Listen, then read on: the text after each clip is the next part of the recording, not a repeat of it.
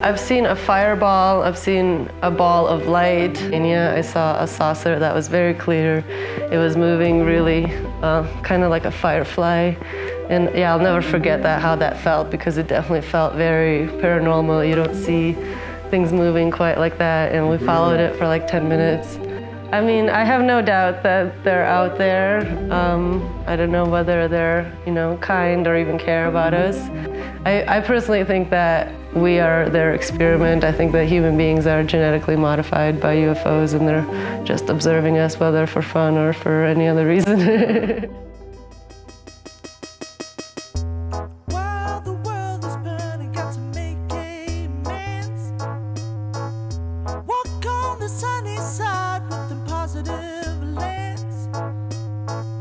Talks about passion between the women and a man. Dyer and his creative friends, darling. Ooh, ooh,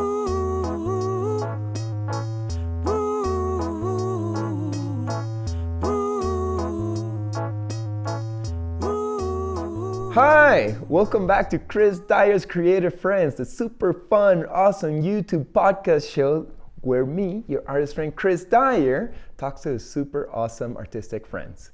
Today, I am in the beautiful town of Crestone, Colorado, surrounded by the mountains and natures. And I'm in the very interesting and lovely home of Dome Moon. And she's a beautiful person and painter. How are you doing, Dome? Doing awesome. Thanks for having me. Woo! Thanks for having me over your lovely house. How long have you been living here? I've been in this house 3 years. I've been in this town like 5 years, and I love it. It feels like home. Super sick. Looks like a hobbit, not like a hobbit home, because hobbit homes are small. It's a fairy house. It's my witch tower. That's right. what I call it. That's awesome. Like this room in itself has like 7 corners, right? Yes, it's very inspiring. 7 walls. Hexagonal? Heptagon, I believe. Heptagon. Yeah. What does that do to your art? Does it create more, crazy sacred geometry into it? I think, I just get crazy downloads over here. It's definitely really inspiring. I don't ever want to leave here, and I think this place was built with a lot of intention, and I'm still discovering a lot of this myself, Mm-hmm. I'm not super well versed on sacred geometry, but I'm sure that it's very conducive to what I'm trying to do here. Right. Some good influence might be in the air if the patterns of, creation are embedded in it. Yeah. So tell me a little bit about Crestone. It seems like a very interesting place. Yeah, Crestone is amazing. It's considered a vortex. It's a very spiritual place. There's a lot of spiritual retreats and centers here. People come here to heal and grow and do ceremony, and everyone here is quite a character, so life is never boring out here. Yeah, totally. It seems like there's a ton of Buddhist there's centers. Buddhist centers, there's a Japanese center, there's even Christians, and it's all different lineages, and there's a lot of teachers, and they're mostly hiding. It's not advertised, but people come out here and usually have pretty profound experiences. Mm-hmm. There's also some cults, right? Yeah, we have some cults here too. Tell me one about got shut it. down the street. I don't really want to promote it, but I'm sure people that are familiar with Crestone probably know about everything that happened.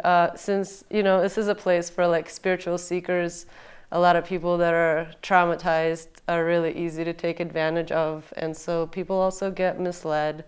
I like to think of this place kind of like an amplifier, and it'll bring out everything, it'll amplify everything you have in you, and some people that are willing to, deal with their shit can really, advance really quickly, and then other people that are not on the right path can just blow their lid and go insane. Wow. So there's more than one of those around here. Yes, unfortunately. And you said that something bad had happened. Yeah, recently, this was all over the news, this cult that was on Dr. Phil and all that. Their leader recently passed away, and they're kind of hauling her body across states, and police just found them and shut them down. But they've been a problem for people here for quite some time. Does that affect you and your life or your neighbors? Or is it something just in their land or where? Well, that particular cult hasn't really affected me, like other than, you know, you gotta be careful, and you don't want to like. I mean, we talk to strangers. Everyone's really open here. Most people don't lock their doors, but when shit like that is happening, you kind of have to be more wary. But there was a different cult that got shut down, like right down the street, and that was really unexpected because I almost got a job there. So. Oh wow! What makes a cult be a cult? Like, say we got like. I think a lot of people have different definitions. To me, any subculture could be labeled as a cult.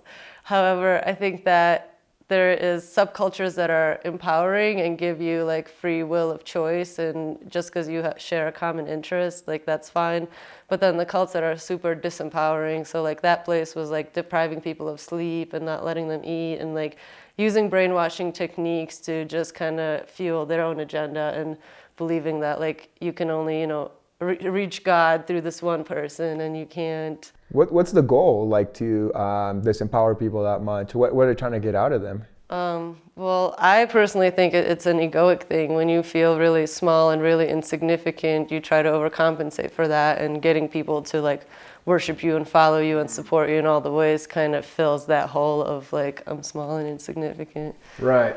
It's ironic how those who make themselves to be like gods walking through earth are usually the ones who feel so bad inside to start with. And they're probably not even aware. They probably think that they think highly of themselves, but it's all unconscious, Mm-hmm. Very interesting. Well, thank you for filling us up in the world of cult. I am not the cult expert, but I have always found it very fascinating. Right. No, it is very interesting. And that's cool that you're in a little bit of a epicenter for a few of them, and you can see in your own neighborhood things happening. That's really cool. And Crestone is also a dark town? That's what you call it? The Dark Skies, yeah. They recently got an award for, I believe it's like 3rd or 4th place in the United States, and it was like 30th in the whole world. Apparently there's, a place that keeps track of that stuff, and we're pretty proud of it. We can see amazing night skies. There's a lot of like paranormal activity, a lot of people that are sky watchers. For those who don't know what a dark skies town is, and I just found out like a couple of days ago, all the neighbors in the town agree to not turn on their lights outside at night, right? Yeah, it's pretty protected. It's not just like not turning on your lights, but yeah, they won't build like a stadium with big lights. And I know they just recently built a Dollar General not far from here, and they had these like stadium lights on their parking lot that were on all night long, and now like they asked them to shut them down. So it's kind of like protected skies where they're trying not to have light pollution.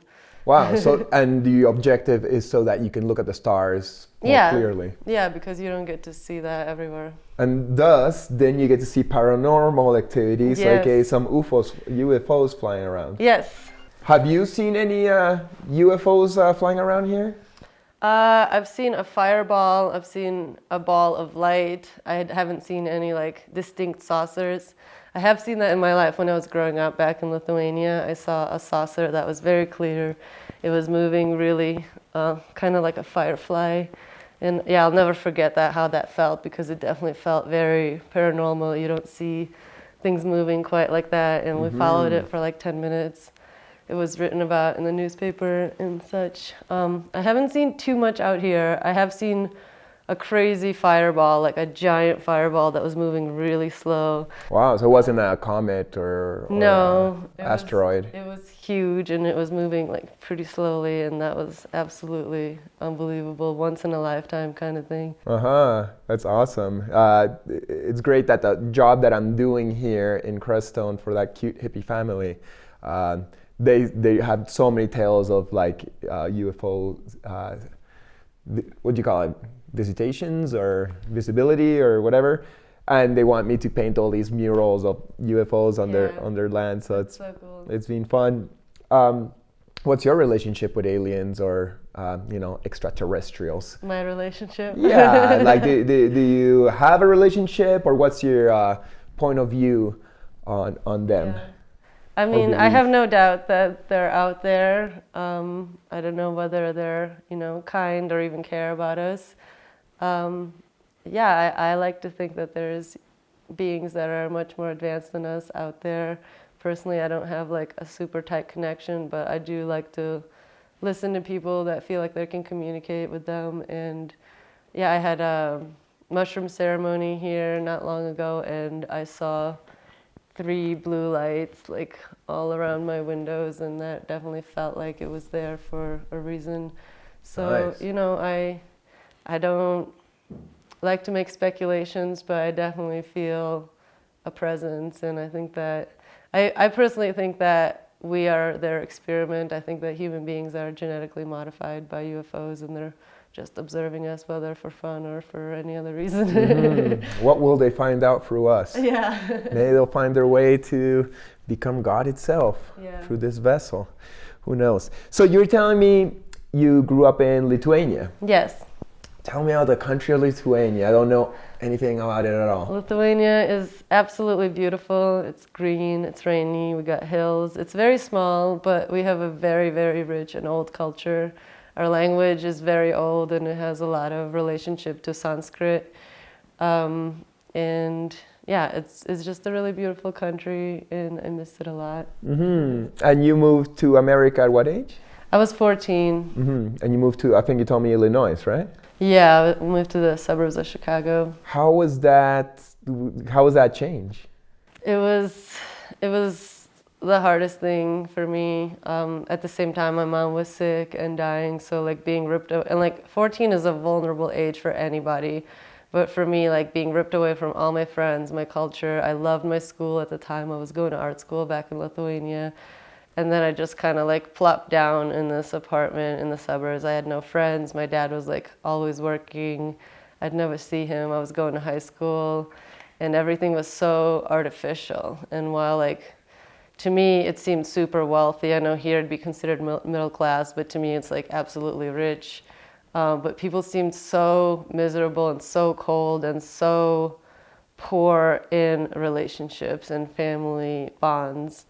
So it was really, really hard for me. I definitely just started like drinking and doing drugs and getting super depressed. Oh, I'm sorry to hear that. Seems like Europe, because it's like the old, continent with like centuries and centuries of developed culture. It seems like their system for like community and just culture in general is so well established that it's better of a support system than say a young country like America or Canada that only has a couple hundred years, and we're still even discovering who we are in the mix of everything. Yeah, well, yeah, I think it's a mixture of a bunch of different cultures, but over there, and I think it's kind of losing it. I mean, I've only been back a couple of times, so it's really hard to make the observation. I think people were really like looking out for each other, versus here people are in competition with one another, and I think that more and more of that is starting to happen. It's like becoming more and more capitalist, and people are more like, trying to have bigger houses and brand names versus like a really tight support network. So it's the opposite of what should be happening is happening. Yeah, You at know, least they should be influencing us, not the other way around. Yeah. But are you like proud of being from Lithuania? Is that something that you carry in your vibration, or even embed in your art in subtle ways? Yeah, absolutely. I'm really, really, really grateful to have been born there. I think it gives me a very unique perspective. I think a lot of people that were born in the States really take it for granted, and they only see the bad parts of it, versus I see everything that's wrong with it, but I also see the incredible amounts of opportunity that, are not available anywhere else. And so yeah, I definitely am really, really proud. Like, our people are very resilient, and yeah, I'm really grateful to be from there. Yeah, awesome. I feel the same way about being from Peru and going to North America after, and having two totally different perspectives. It's good to have that like open-mindedness. It hurts when it happens. As you say, you're 14 years old and you're totally crushed because your world was destroyed, and now you got to start learning the world from anew. Yeah. But now you understand that the world's so different no matter where you go, and you got an open mind to accept it more in a way, right? Exactly. So in that period where 14 years old, you moved to, the Chicago suburbs, were you doing art already to, help yourself? I was doing art. I was doing really dark art. Like I said, back in Lithuania, I was going to art school. So that's where like most of my training comes from. Like that's where I learned like perspective and shading and stuff like that. It was really early on, but it like stuck with me. And then in high school, I started like oil painting a little bit. I didn't know to use any kind of mediums or anything. But I was making like really creepy dark art that was mostly inspired by like Marilyn Manson lyrics. Uh-huh.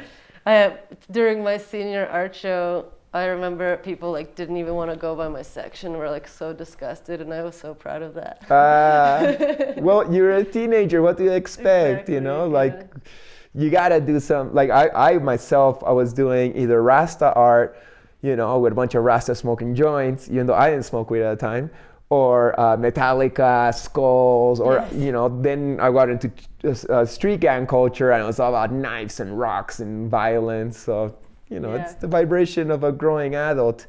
Tell me more about like your art journey. Like how did it develop throughout the years? Did you go to school? Where did it go and turn from dark back to light? Or Yeah. So I mean, to summarize it. When I was 17, I went to my first festival in Illinois. It was called Summer Camp. And I made a poster. I think the year after, I made posters of like every band that was there. It was just like super trippy, psychedelic. And then I sold those posters and I made so much money and I was blacked out the whole time. And everyone was like, please never stop making art. This is the best thing I've ever seen.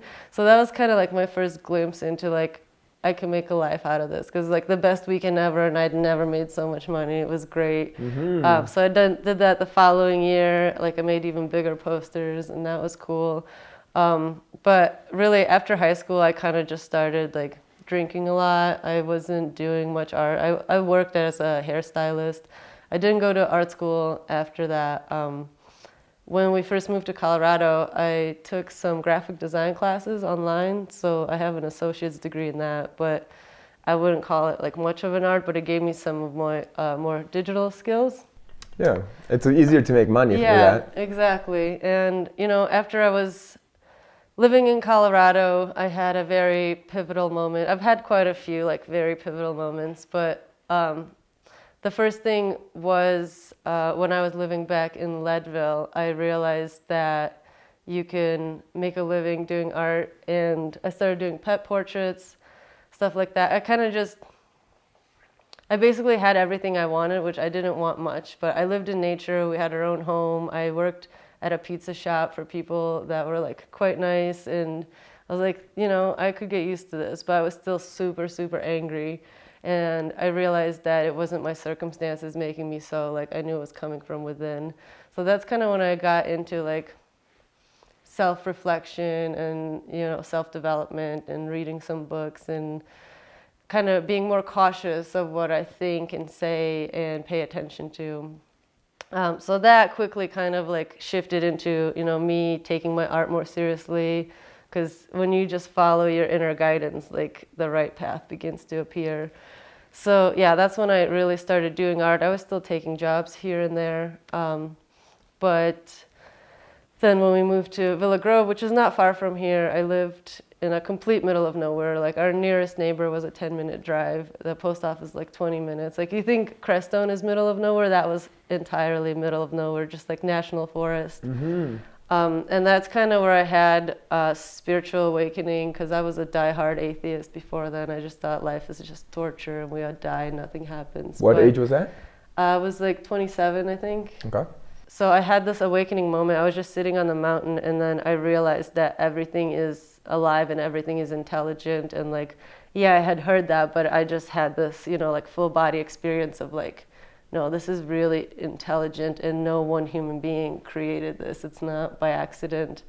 Was it spontaneous, or was it induced by psychedelics? No, it was totally spontaneous. Like I had done psychedelics, but I had never had like a spiritual experience like that. I feel like, it contributed to that, but it was totally spontaneous. I was just living out in nowhere, not having like thought interference, because I really feel like when I'm in the city, it's not that I can hear other people's thoughts, but there's just like static in the air. Right. But when you can think clearly, when you're not by anybody, it just came to me. And then from that, I believe my art also like changed a lot. I stopped trying so hard to become an artist. I just kind of like allowed myself to be, because I realized, you know, like this great intelligence doesn't force and think so hard how to contribute in the right ways or how to make it happen. I just kind of like allowed it to flow. And that's when I started doing a lot more abstract art too, and I got a much greater response to it as well. And I kind of realized that, you know, the patterns that I paint are very much like the swaying in the trees that kind of like awakened me. Beautiful. Yeah. So you had your spiritual awakening at your Saturn return. I did, yeah. Age 27. Were those 3 years difficult getting to that new version of yourself, or was it like an enjoyable experience?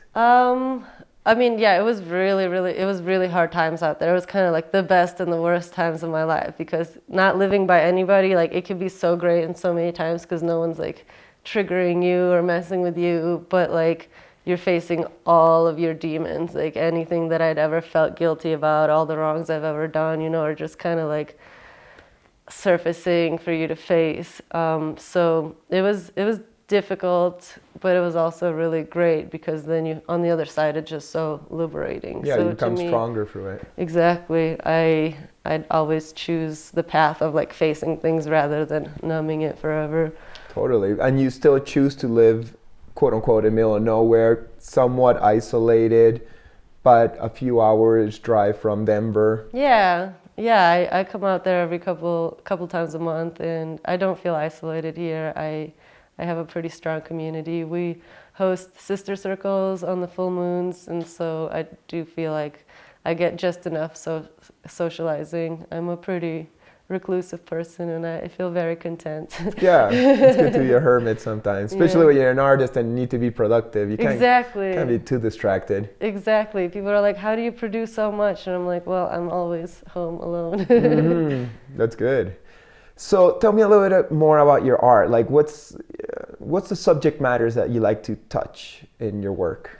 Yeah, I try to think as little as possible and just like create what comes to me. But the common theme that I see in my work is like interconnectedness of all things.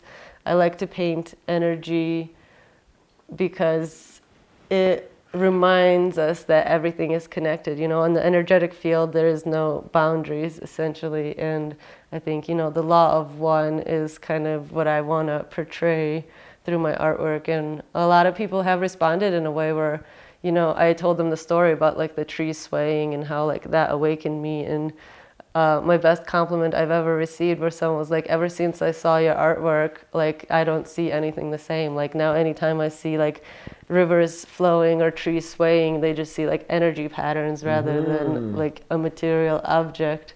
Beautiful. It's kind of like the ending of Siddhartha, that book.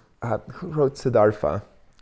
It wasn't Paulo Coelho. It was Hermann Hesse. You ever read that book? Not familiar. Well, he searched for enlightenment through so many paths, you know, through following the Buddha, through even he left the spiritual path. He was an ascetic. It kind of like echoes a little bit the story of the Buddha, Siddhartha, but it's not quite, you know.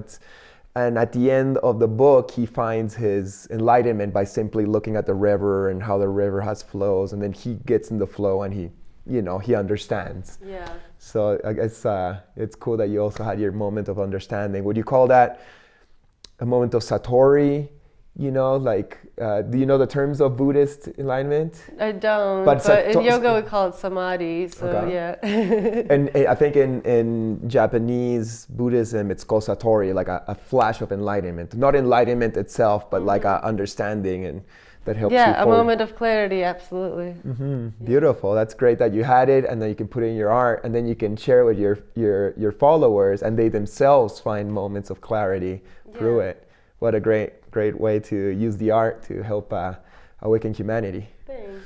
Yeah, no problem. So what about technique? What's your medium? Oil paint is my favorite. I do use acrylics when I travel and go to festivals and stuff, but oil paint there's nothing quite like it. It's more flowy, the colors are more intense. Yeah, I'm just getting more and more advanced at it. So to me, it makes more sense. And I like to take my time with developing things, and acrylics just dry really quickly. You gotta be more committed. Mm-hmm. Have you taken, outside of the schooling that you had taken before, have you taken workshops on the side to? Yeah, I learn new take techniques? workshops. I think you get much more value for your dollar than you would in school, and I get to study with artists that I really admire. Like there's a Denver painter, C.T. Nelson, that's kind of like based off of his technique. Okay. I studied with the Greys. I studied with Oleg Korolev Oh, cool. Where? in Montenegro. Montenegro's in In- Spain? It's not far from Spain. It's next to Croatia. Okay. Yeah. How was that? That's the Mish technique, right? Kind of. He was teaching us like the Venetian technique, like traditional oil painting. He's not, yeah, it's not Mish technique, but I feel like I've seen enough of Amanda's students doing it where I can kind of like get how it works. But I've never been taught Mish technique, but I know variations of it. So you've not taken the Amanda workshop? I took one short one with her of doing portraits, and that was like really beneficial, but I think it was a drawing one. I never studied painting with her. But right now I'm taking a class with one of her teachers, Michael Fuchs. Okay, nice. Yeah, and he's also teaching us more like traditional Renaissance oil painting. Beautiful. Yeah. That's so cool. Yeah, it's amazing. So talking of, this is online, I imagine. Yeah. Yeah. How is doing a workshop online as opposed to being in person with a teacher looking over your shoulder and being like, Yeah, do this and it that? both has its benefits, and doing it in person obviously is more expensive, more time commitment, but you do get to like experience, and it's better in a lot of ways. However, online you can like rewatch all the replays, and you still have a community where we're talking and like reviewing everyone's work, and it's also more affordable. So it has its pluses and minuses. I like to do both. Yeah, you don't have to leave home. Yeah, exactly. You got all your studio set up, not just Yeah. a little desk. Yeah, Yeah, I that's- miss being in like a family of artists. I really, really appreciate that because I learn from other people just as much as I learn from the teacher. So I do miss that aspect of it. But at the same time, yeah, right now it's like I have a lot going on, so I don't think I'd be able to like travel somewhere to do that. Right, totally. There's lots of investments for things like that. As much as it's nice to be sitting in the middle of like a, European villa. Right, and Painting doing when- nothing but painting and all the meals provided, like it's a dream. Yeah, when I went to Italy to do that Mish technique workshop, it was like the best. 3 weeks drinking wine for lunch and Yeah. just painting with all these amazing beings, and so special. I'm happy I was able to do that. And you said you'd taken a portrait class from Amanda. Was that on the Vision Train? I don't think it was in the Vision Train. It was a fundraiser for the Vienna Academy of Visionary Art. Okay. It was just like a few-hour class. Yeah. Cool. Do you do the Vision Train sometimes? I do occasionally. I'd like to be on there more. But yeah, I think it's a really amazing way to connect, especially when we were all in lockdown. And I feel like so many people I've met on Vision Train feels like I know them in real life, and I realize I've never met them because we just have, really deep conversations. And yeah, it's just a really amazing way to connect with people. Yeah, it's a nice community. Yeah, I've only been there maybe like 3 or 4 times. I usually go more when they invite me to talk or something. Yeah. I popped up just on myself sometimes, but even though it's like an online Zoom thing, I feel kind of awkward. Like Same. I feel like I get a lot of social anxiety, and I have to be mentally prepared. And if I like come on there and people want to talk to me, I'm like, I just want us to paint together, Right. That's how I feel. Like if I get on, even if I'm like don't have my camera on, it still is like, oh, Chris Dyer got on. No, you'll and- get put on the spotlight for sure. I don't mind, but like sometimes when I'm in my PJs just wanting to paint, it's a Yeah. different intention. But I like when I've got on, and I love to, talk to the community of different artists from around the world. I just want to all connect. So I think that's such a great initiative. Yeah, absolutely. Yeah. And there's a lot of people that were not, in the scene, quote unquote, that have found visionary art through that. And then you find like a whole community, because I know a lot of other artists that are kind of like much more competitive than people are in the visionary art world, where like we're all sharing techniques and opportunities and uplifting each other. So it's a really beautiful thing. So cool. So let's talk about business. The business of art. How do you go about it? Like every artist has different ways. Some people make products, some people sell paintings, some people do performances. Yeah. How do you go about offering your art to sustain your livelihood? Well, I've been doing this for quite some time, so at this point I feel like I've done almost everything. And I would suggest, for people to try out a lot of things and see what works for you, what sticks with. Because sometimes it can be really overwhelming where like, I can do this, I can do this, I can do this. You can't do it all at once. But if you make a plan, it kind of accumulates. So like I do sell prints, I sell originals. Recently I've been getting into doing some murals as well because I just want to get out of the house a bit more. I did coloring books. Initially I started with pet portraits. That's what was able to get me to like replace my regular income, and also keeping my expenses to the bare minimum. I was that committed to being an artist that I'm like, I just need to, not spend any money, and then I can make this work. At one point you told me that you started in festivals. Is festival something that you use to, share your works, make sales, promote yourself? Yeah, to an extent. I'm not like a huge festival person, but I'd usually go to a couple festivals a year, like meet new people, make new connections. I enjoy festivals, but they also take a lot out of me. Like I prefer to, work from home for sure. But festivals was like my initial step into like, I don't know, a larger community. And that's where I got my first validation that like people have a demand for my artwork. Yeah. And when you offer products, what's your products that you've done that have been a hit? Or well, my stoner coloring books was definitely my most successful product I ever made. I do sell quite a bit of stickers. I've tried to do like t-shirts. People ask for canopies. I still haven't found like the right person to do that. But yeah, I would prefer to mostly sell originals. I don't think I enjoy creating products unless, I had someone managing my brand like you do. That would take a lot off of me, but it's so time consuming. Right. And another thing that I just started doing is, well, it's been a few months, I do a monthly subscription.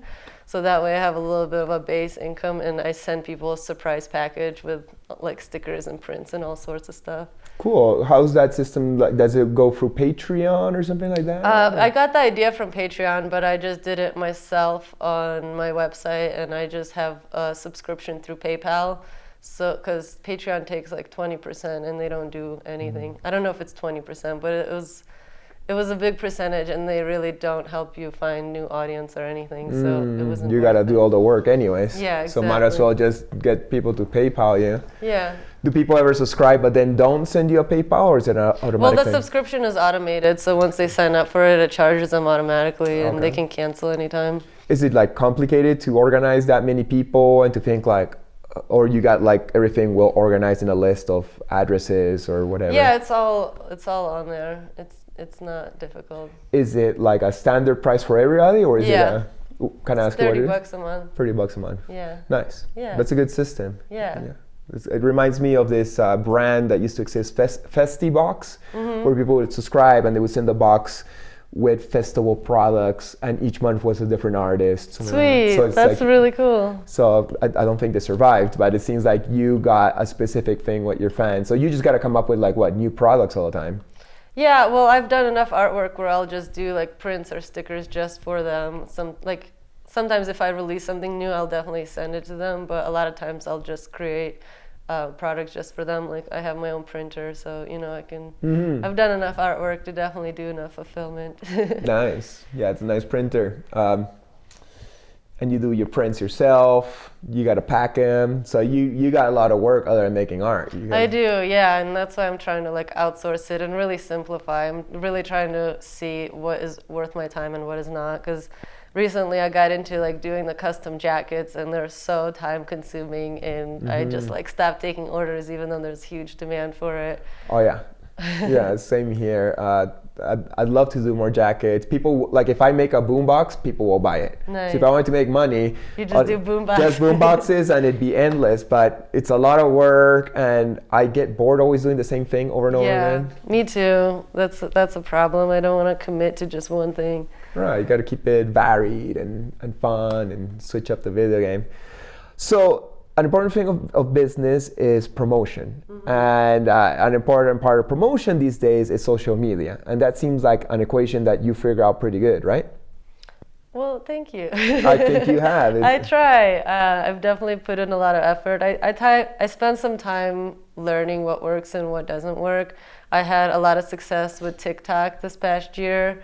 And it really awakened that part of me that I completely forgot about. Like when I was younger, I really loved it. Like I wanted to be an actress. I took like theater classes and all of that.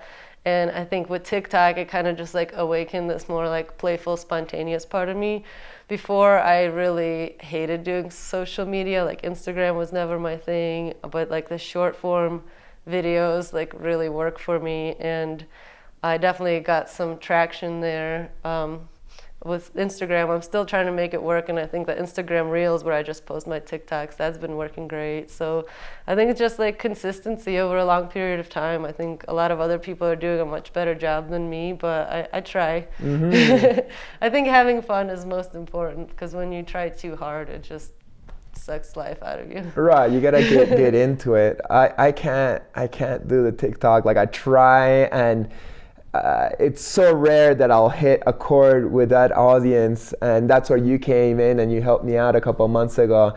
And it was so interesting for me to see how you would do what I was doing, but in your style. Well, I also couldn't film you there personally, so I had to like find a new thing that works. Right. That was a challenge, but it was good. Right, it's a total different combination, but it almost seems like you really gotta, at least with TikTok itself, it seems like there's challenges, and this week Era is gonna do a video with this vibe, and you gotta do that, but in your own way where you get attention from it. Yes, it's got trends, it's got trending sounds, and you kind of have to stay on top of that. So I just show up and be like, here's a time lapse, and I'll put my favorite song, and they're just like, you're not playing our game. Yeah, sometimes that works too, but you gotta appease the algorithm guys. And but you still do pretty good at Instagram, and you said you were starting to share shorts on YouTube. Yeah, I really want to get into the YouTube game. It's just like my time has been eaten up, but I want to prioritize that because I know there's a demand for it, and it can turn into another stream of income where you don't have to, travel so far. And so Right. I think it's worth a long-term investment. It's a job in itself, for Yeah. sure. Yeah, for real. Well, good luck getting your YouTube going. Here we're doing an effort for my YouTube. If you're watching this and you still haven't subscribed to my channel, what are you waiting for, man or woman? Yeah, I don't know. But I was thinking this morning you had just told me that I should like try the Tube Buddy to get my what is it? The hashtags or something going along the videos more on point, and maybe that will make it that my video gets shared more widely to a new audience. Yeah, there's a cheat code to every video game. Right, the Konami code. Up, down, left, right, select, start, or no, BA, I can't even remember it. My fingers would know how to do it. All right, so back to community. You're part of an online community called the Visionary Muses. Yes. Please tell me a little bit about that project. Yeah, Visionary Muses started out in the beginning of 2020. I think Elisa was the one that first introduced the idea, and we just really wanted to have a female collective celebrating the muse, and so we decided to paint one another, a bunch of like super badass visionary artists. We celebrated one another. It was a very magical experience. I think that in this world, a lot of times women everybody is brainwashed to like compete with each other, put each other down. And here we got together to like celebrate each other, contemplate what the muse means to us and what it is. And so we did our own interpretations of one another. You did portraits of each other, right? Yes, and it was really healing and really empowering. And we're looking to expand the project as we're moving forward. We already have the new group for the following year, but we want to, find a way to open it up to more and more people. Beautiful. Yeah. So is there like a final goal with this project, or is it more of a community of self-healing and empowerment for all these female creators? Yeah, I think it's a lot more fluid. We definitely kind of go with the flow, and we're allowing this to like develop organically, and we're always open to conversations and communications about it. But yeah, it's just so far, to be medicine for one another, to witness one another, get inspired, and build a network of support. That's so cool. Yeah, it's Nice. beautiful. I wish guys were allowed in. Well, we want guys to do their own thing, A lot of guys have inquired, and we're like, it would be really cool if there was, another group doing that alongside of us. Right. But the thing is, us guys, we're different, There's a lot of us sensitive guys, but I don't know if you put me on a Zoom meeting with like 20 other dudes, if I'm ready to open up my most intimate heart, I would do it in person, I think, It takes time, but when the group is like small and you have that connection, I didn't expect to connect as deeply as I have, and I think that a lot of we can do healing as individuals, but a lot of healing also has to happen in community, and it reaches your unconscious mind. So I think that there's really potent medicine in that too. Even just witnessing other people open up and be supported, even if you can't do it yourself. Yeah, that's beautiful. I wonder if everybody gets along, because sometimes personality, not that if somebody's good or bad, but sometimes personalities aren't a match. Right. That's what I would wonder if I was in a male version of the Visionary Muses. Say I get along with most of them, but then there's that one guy's and then maybe I gotta do his portrait and be that'd be probably a healing challenge or something in the end. Yeah, totally. I think every trigger is there to teach us something, and as long as everyone's going in with a similar intention, it's a safe container. Even if you do have some friction, that's a beautiful opportunity to work through that. Cool. So no major fights in your group. So far, so good. Okay. We've been really amazing. Yeah. Amazing. Spiro's also in that group. Yeah. And I interviewed her a month or two ago. I love how I can see the snow-capped mountains from your window. Oh yeah, we got snow last night, I think. Yeah, it's beautiful. You were married, right? Yes. How long ago did you marry?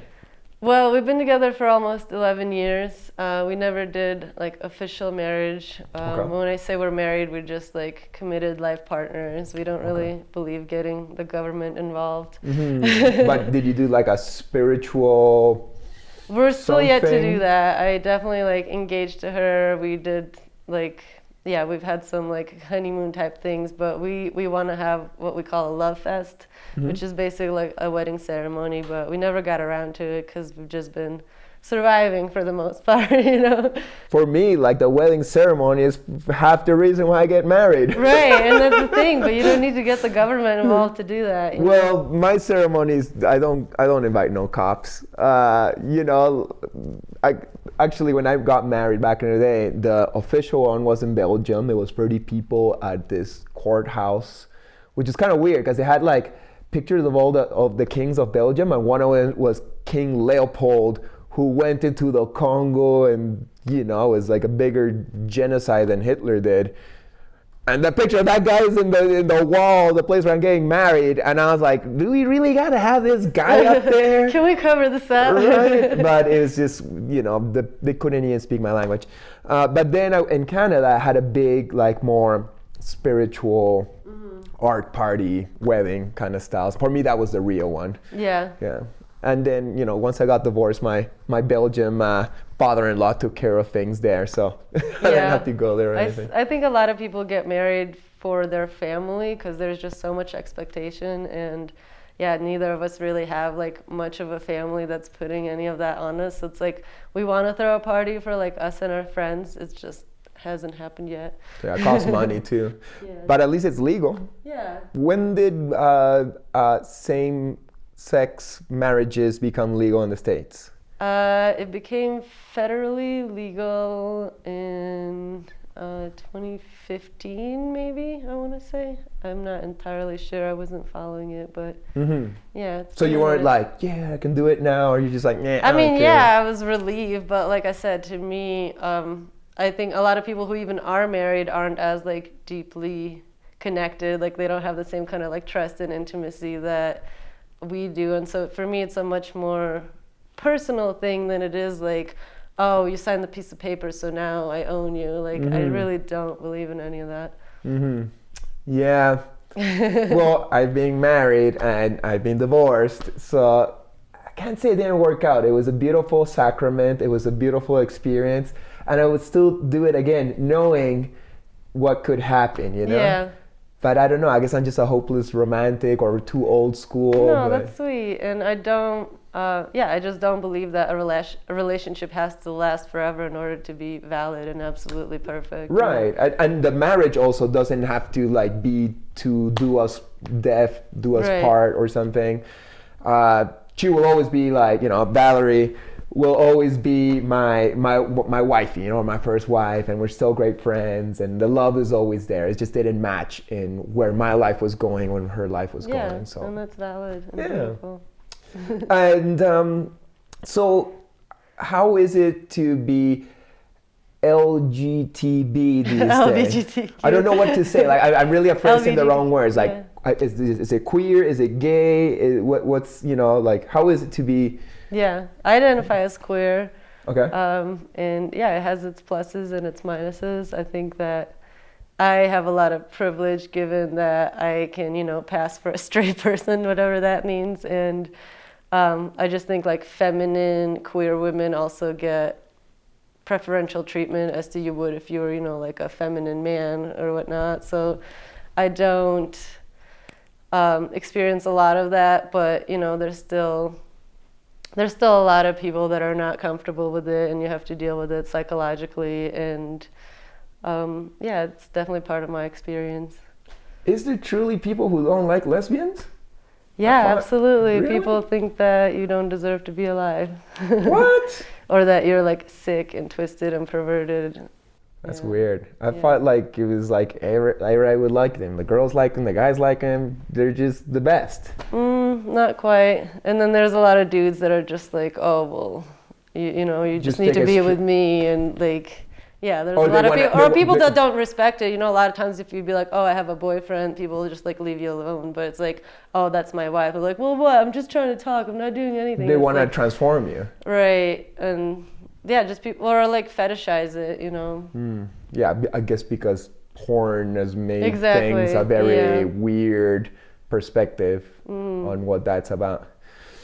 Cool. Well, thank you for teaching me and learning. You know, and happy that things are getting a little bit better. Yeah, I think in certain circumstances it is. Nice. Tell me about your tattoos. You got some nice tattoos. We can't see too many of I them got right some now. good ones. I got some shitty ones. Yeah, I got a lot of tattoos when I was living in Chicago. I kind of didn't care what I got, and Were you a punk rocker or something? I was a punk rocker. No way. yes. Absolutely. Did you have different color hair? Always. Uh-huh. Yeah, I always had like hot pink, purple, teal hair. I had a mohawk. Sick. Yeah, the whole 9 yards. I had cheetah print hair. That's cool. Yeah. Wow, that's a difficult one. Word on the streets is that you got a tattoo on your butt. I do.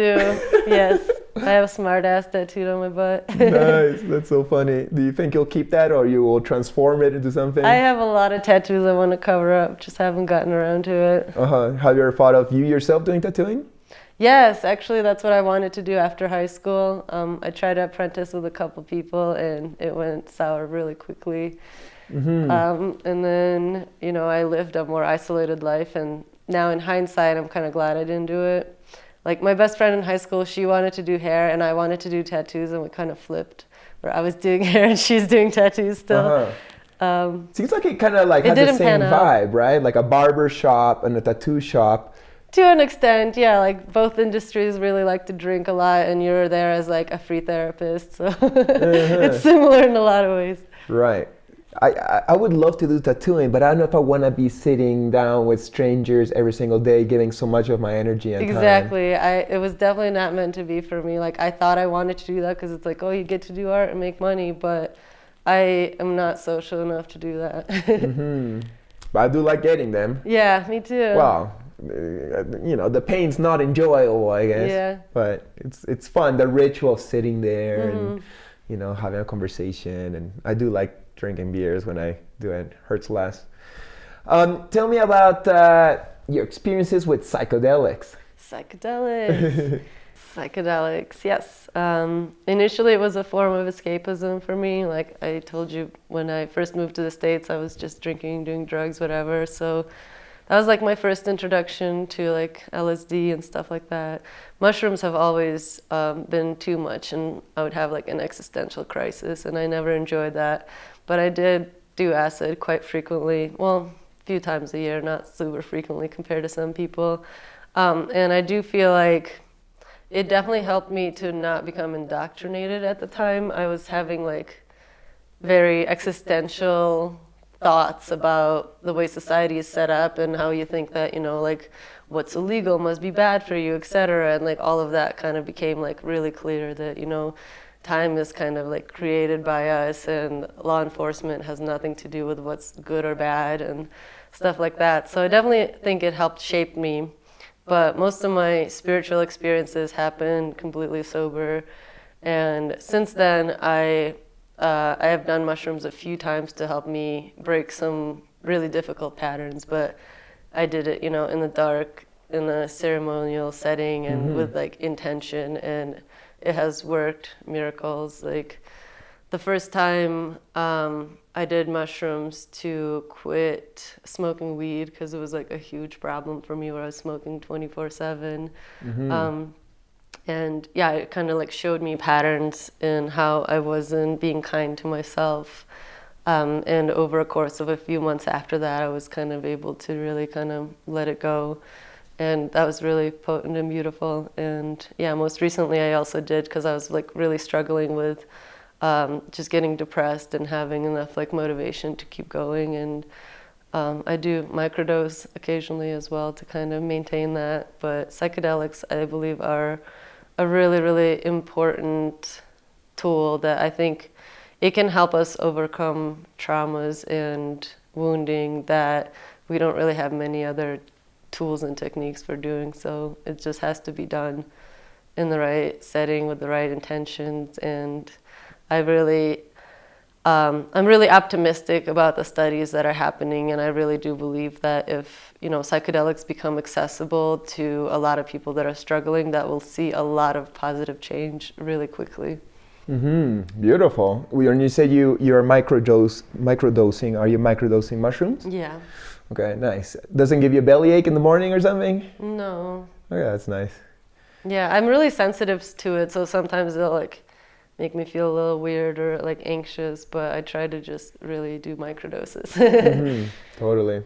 Yeah, that's good. I was microdosing San Pedro last month, and it was really helping me a lot through my situation. So, are you optimistic about, humanity and where we're going?